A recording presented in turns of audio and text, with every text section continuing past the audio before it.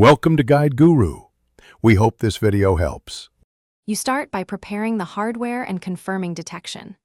Plug the portable SSD into a high-speed port. Make sure the cable and port support the drive's interface.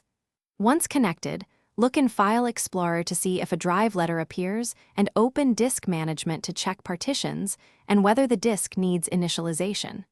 If the PC prompts for drivers, allow installation. You do this first, so the operating system recognizes the device before you format or move files.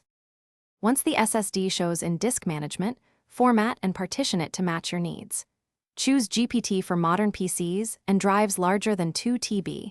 Select NTFS for Windows-only use or XFAT for Mac OS compatibility. Create partitions, assign a drive letter, and run a quick format to prepare the file system. Make sure to enable write caching only if you have stable power and will safely eject the drive. It improves throughput. Finally, run a short file transfer test to confirm expected performance. You finish by integrating the portable SSD into your workflow and securing your data.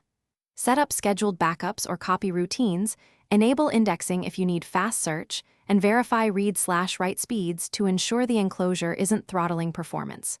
Once done, always eject the drive before unplugging. Troubleshooting tip: if the SSD isn't detected, try a different cable and port, check disk management for uninitialized disks, and update USB or chipset drivers.